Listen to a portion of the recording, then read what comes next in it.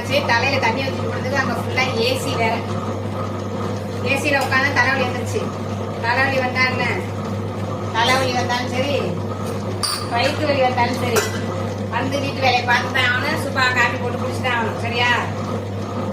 Copy யாராச்சும் போட்டு கொடுத்தா எப்படி இருக்கு? அந்த வந்தோடனே வந்து டயர்டா உட்காந்து அந்த காப்பி யாராச்சும் நம்மகிட்ட போட்டு கொடுத்தா அந்த காப்பியை பிடிக்க அப்படின்னு சொல்லி கொடுத்தா எவ்வளவு சந்தோஷமா இருக்குது. நான் கிரைண்டர்ல மாவு போட்டு இருக்கேன். மாவு போட்டுட்டோம். அப்படியே மாடிக்கு போயிட்டு துணி கிடைக்க இன்னைக்கு செவ்வாய்க்கிழமை வேலை விளக்கு வேற ஏற்றணும். துணியை எடுத்துட்டு வந்துட்டு தான் விளக்கு ரூம்ல மட்டும் கடாசிட்டு விளக்கு ஏற்றிப்போ கலையரிசிக்கு போட்டு போட்டாச்சு. கலையரிசி வந்துகிட்டே இருக்கு.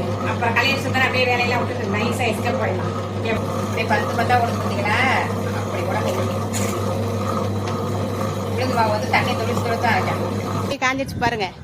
வெயில் இல்லாம மழை இல்லாம சூப்பரா காஞ்சிச்சு. துணி எடுத்துட்டு வீட்டுக்கு கீழே போலாம். துணி அள்ளிட்டு வந்து ரூம்ல போட்டு கலையரிசி தான் மடிக்கட்டும்.